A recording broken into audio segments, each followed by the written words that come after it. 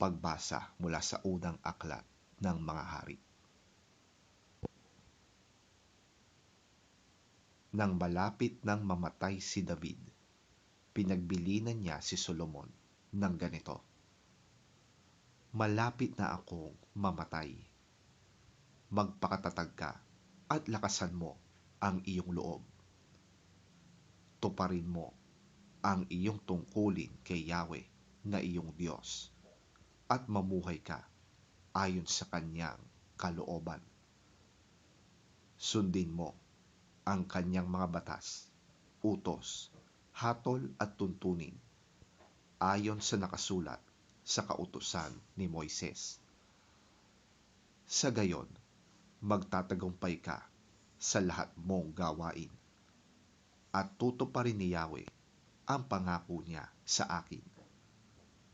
Kapag ang iyong mga anak at susunod na salinlahi ay nanatiling tapat sa akin at sumunod sa akin ng buong puso't kaluluwa, magpapatuloy ang iyong angkan sa trono ng Israel."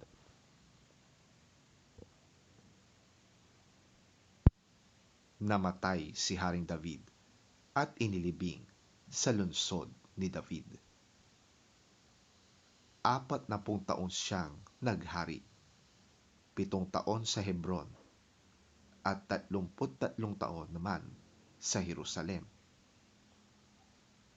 Kaya't nang maupo na si Solomon sa trono ni David bilang bagong hari, matatag na ang kanyang kaharian.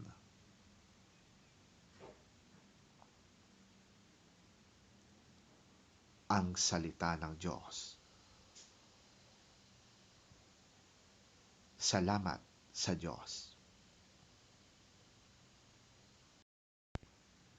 Ang mabuting balita ng Panginoon ayon kay San Marcos. Papuri sa iyo, Panginoon. Tinawag niya ang 12 at isinugo sila ng 12.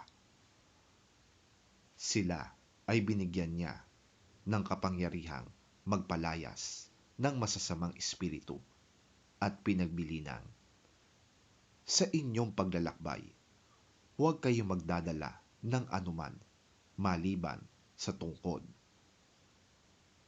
Huwag din kayong magdadala ng pagkain, bag o pera. Magsuot kayo ng sandalyas, ngunit huwag kayong magdadala ng bihisan." Sinabi rin niya sa kanila, "Kapag kayo ay pinatuloy sa isang bahay, manatili kayo roon hanggang sa inyong pag-alis sa bayang yon. Kung ayaw kayong tanggapin o pakinggan sa isang bayan, umalis kayo roon at ipagpag ninyo ang alikabok sa inyong mga paa bilang babala sa mga taga roon." Humayo nga ang 12 at nangaral na ang mga tao ay dapat magsisi at tumalikod sa kanilang mga kasalanan. Pinalayas nila ang mga demonyo mula sa mga sinasapian ng mga ito. Pinahiran nila ng langis ang maraming may sakit at pinagaling ang mga ito.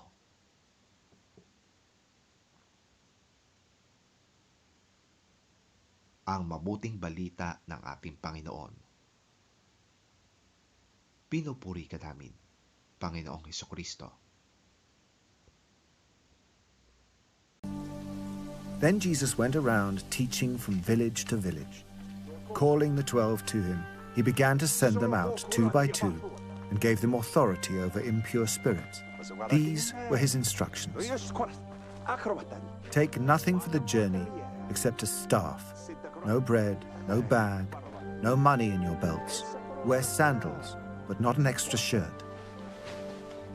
Whenever you enter a house, stay there until you leave that town. And if any place will not welcome you or listen to you, leave that place and shake the dust off your feet as a testimony against them." They went out and preached that people should repent. They drove out many demons and anointed many sick people with oil and healed them.